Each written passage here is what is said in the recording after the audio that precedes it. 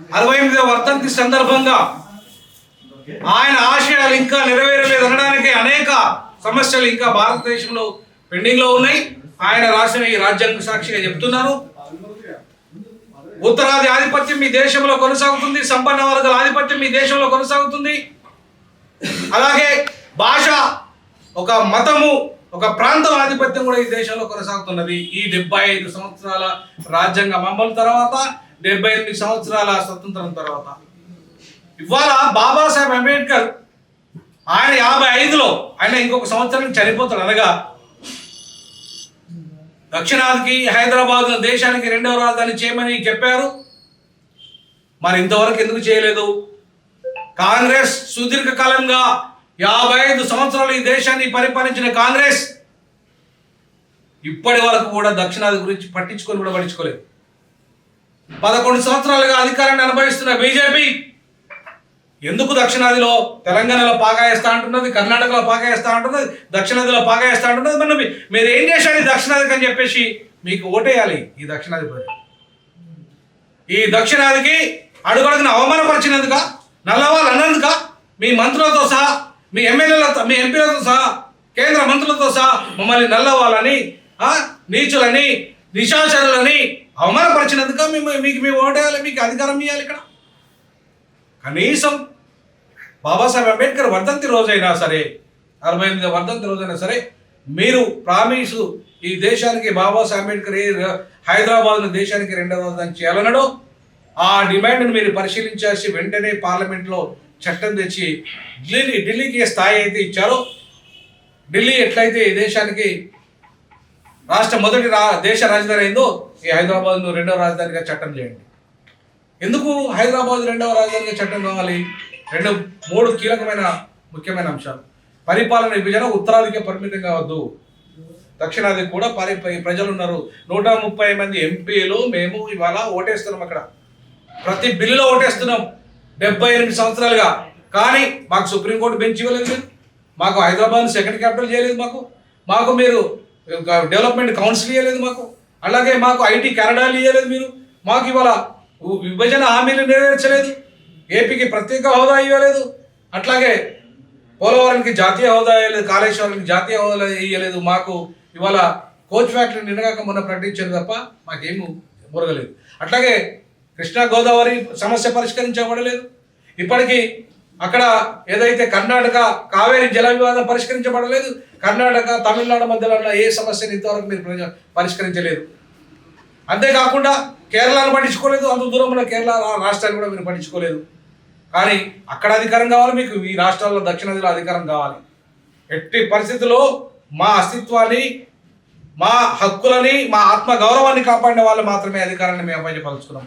ఆ దిశగా దక్షిణాది జాయింట్ యాక్షన్ కమిటీ మొన్న 11వ తారీఖు ఏర్పడింది. డిసెంబర్ 11వ తారీఖు ఇవాళ ఈ కార్యాచరణ చేస్తుంది. రేపు అంతర్జాతీయ స్పీకర్ వస్తున్నాడు. దక్షిణాదికి జరుగుతున్న అన్యాయాల మీద ఉస్మానియా కేంద్రంగా ఆర్ఎస్ నీలకంఠన్, ఒక సైంటిస్ట్, డాటా సైంటిస్ట్ వస్తున్నాడు. ఆయన ఒక పుస్తకం రాశాడు.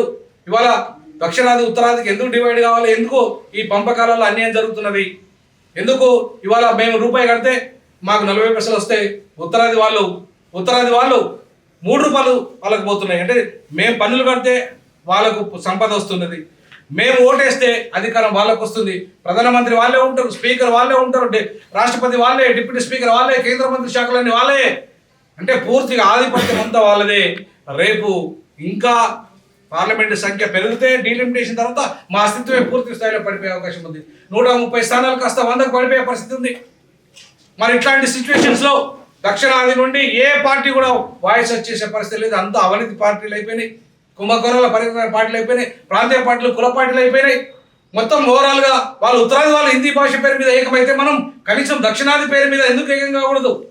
మన అస్తిత్వాన్ని ఎందుకు కాపాడుకోకూడదు? బాబాసాహెబ్ అంబేద్కర్ ఆయన ఆ రోజే 55లోనే హైదరాబాద్ దేశానికి 2వ రాజధాని చేయండి, 2 కోట్ల జనాభా రాష్ట్రం చేయండి అంటే మీ ఉత్తరప్రదేశ్ మాత్రం 80 ఎంపీలు ఉంటాయి, మా ఆంధ్రప్రదేశ్లో 42 ఉంటే విడగొట్టిండ్రు, దక్షిణాదిని వీక్ చేసేసిండ్రు.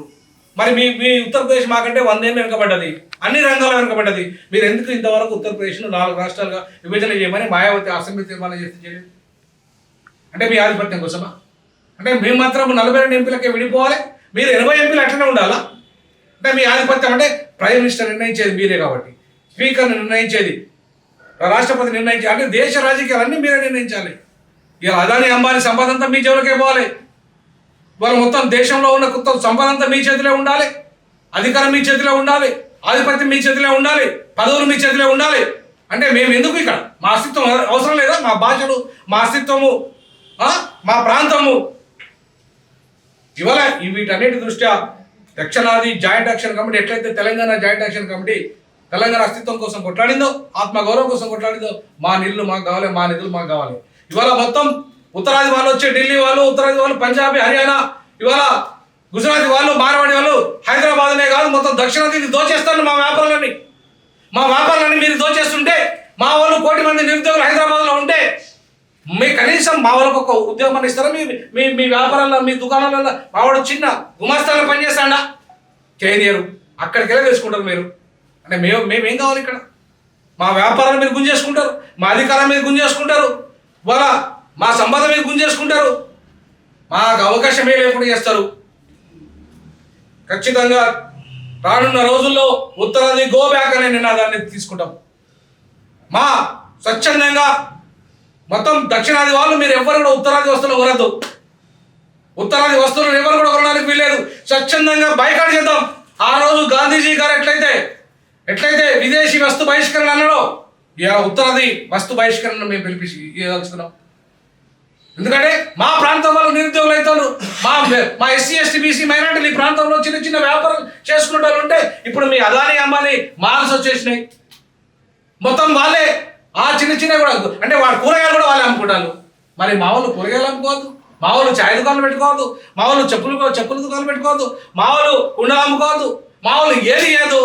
మీరు మాత్రమే ఆ వ్యాపారాలు కూడా మీరే గుంజేసుకుంటే మా బతుకులు ఏం కావాలి? ఒకవైపు ప్రభుత్వ ఉద్యోగులు ఉన్నాయి, ఒకవైపు ప్రైవేట్ ఉద్యోగాల్లో మీరే ఉంటారు, ఐటీ రంగం మీరే, మొత్తం బ్యాంకులలో మీరే, ప్రైవేట్లో మొత్తం ఇప్పటికీ ఉత్తరాది వాళ్ళు 85% ఉన్నారు. తెలంగాణ వాళ్ళు 5% కూడా లేరు. ఆర్మీ అంతా మీ చేతిలో ఉంటుంది, రైల్వే మీ చేతిలో ఉంటాయి, కేంద్ర ప్రభుత్వ శాఖలన్నీ మీ చేతిలోనే ఉంటాయి. మరి మేమేం కావాలిగా? సంఘరాకి ఉండవున్నారు మా ప్రాంతంలో. కాబట్టి మా అస్తిత్వాన్ని, ఆత్మగౌరవాన్ని కాపాడడానికి బాబాసాహెబ్ అంబేద్కర్ స్ఫూర్తితో, మరో స్వతంత్ర పోరాటం లాగా దక్షిణాది తెలంగాణ పోరాటం స్ఫూర్తితో, స్వతంత్ర పోరాటం స్ఫూర్తితో మేము ప్రత్యేకంగా మా అస్తిత్వాన్ని, ఆత్మగౌరవం కోసం మా నీళ్లు, నిధులు, నియామకాలు ఎట్లయితే తెలంగాణ పోరాటం ఎట్లయితే మా వ్యాపారాలు మాకు కావాలి, మా అధికారం మాకు కావాలి, మా ఉద్యోగాలు మాకు కావాలి. ఉత్తరాది వాళ్ళు ఇక్కడికి వెళ్ళి పోతారా, లేదంటే మాకు వాటా ఇస్తారా? ఇది తెలుసుకోవాల్సింది ఉత్తరాది వాళ్ళే, ఉత్తరాది వ్యాపారులే. మేము సామాన్యులకు వ్యతిరేకం కాదు, కూలీలకు వ్యతిరేకం కాదు, వ్యాపారి బడా దోపిడీదారులకు వ్యతిరేకం, సంపన్నులకు వ్యతిరేకం, వాళ్ళ ఆధిపత్యానికి, ఉత్తరాది హిందీ హిందుస్థాన్ భాషకు వ్యతిరేకం, వాళ్ళ ఆధిపత్యానికి వ్యతిరేకం. ఆ దిశగా అడుగులు వేయడానికి దక్షిణాది జాయింట్ యాక్షన్ కమిటీ ఏర్పడింది. మా తమ్ముళ్ళు విద్యార్థి సంఘ నాయకులు ఇవాళ ఎట్లయితే తెలంగాణ ఉద్యమం కోసం వాళ్ళు ఇవాళ పోరాటం చేసిండ్రో అట్లనే దక్షిణాది కోసం పోరాటం చేస్తాం. హైదరాబాద్ను దేశ 2వ రాజధాని చేయడం వల్ల 10 లక్షల ప్రభుత్వ ఉద్యోగాలు వస్తాయి. ఇవాళ సుప్రీంకోర్టు బెంచ్ వస్తుంది, అలాగే మొత్తం ఇవాళ కేంద్ర ప్రభుత్వ శాఖలు వస్తాయి, అలాగే కేంద్రంలో ఉన్న అంటే ఫారెన్ ఎంబసీస్ వస్తాయి, ప్రభుత్వ శాఖలు అన్నీ వస్తాయి. ఇక్కడ ప్రైవేట్ శాఖలు వస్తాయి. ప్రభుత్వ ఉద్యోగాలు 10 లక్షలు వస్తాయి, ప్రైవేట్ ఉద్యోగాలు 20 లక్షలు వస్తాయి. దాంట్లో 85% వాటా మా తెలంగాణలోకి రావాలి, మిగతా 15% దక్షిణాది వాళ్ళకి రావాలి. అంతేకాని ఉత్తరాదిలో వచ్చి కబ్జా మొత్తం చేసేస్తే ఎట్లా మా బతుకులు? కాబట్టి ఇవాళ మేము ఆ పోరాటానికి పిలిపిస్తున్న బాబాసాహెబ్ అంబేద్కర్ స్ఫూర్తితో, ఆయన ఆలోచన విధానంతో రాజ్యాంగబద్ధంగా అన్యాయం, దక్షిణాదికి జరుగుతున్న అన్యాయాన్ని కొట్లాడడం కోసం ఇవాళ పిలిపిస్తున్నాం. నా ఉద్యోగాన్ని, 7 ఏళ్ల ఉద్యోగాన్ని నిన్ను వదులుకోవడానికి కూడా కారణం అదే. ఆ కారణం కోసం ఇవాళ ఆ కార్యాచరణ కోసం పోతాం. రానున్న రోజుల్లో అందరికి ఎంపీలకు 17 మంది ఎంపీలు ఇక్కడ ఉన్నారు. 17 మంది ఎంపీలకు మేము దక్షిణాదికి హైదరాబాద్ 2వ రాజధాని, సుప్రీంకోర్టు బెంచి, అట్లాగే దళితులకే కాదు అన్ని వర్గాలకు కూడా వాళ్ళ రంగాల్లో వాటా రావాలి. సంపదలో, ఉద్యోగ రంగాల్లో, రాజకీయ రంగాల్లో, పరిశ్రమల్లో, అన్ని రంగాల్లో వాటా రావాలి, ఇంక్లూడింగ్ సినిమా రంగంలో కూడా వాటా రావాలని ఇవాళ డిమాండ్ చేస్తూ ఈ దీక్షను బాబాసాహెబ్ అంబేద్కర్ స్ఫూర్తితో సమతా సమాజాన్ని, సమతా భారత్ని నిర్మించడంలో భాగంగా ఇవాళ మేము ఈ ఉద్యమం చేస్తున్నాం. ఖచ్చితంగా ఈ ఉద్యమానికి సహకరించాల్సిందిగా మొత్తం దక్షిణాది యావత్తు ప్రజల్ని, విద్యార్థులని, మేధావులని, కళాకారులని, రచయితలని అందరినీ వేడుకుంటున్నాం. జై సౌత్ ఇండియా, జై జై సౌత్ ఇండియా.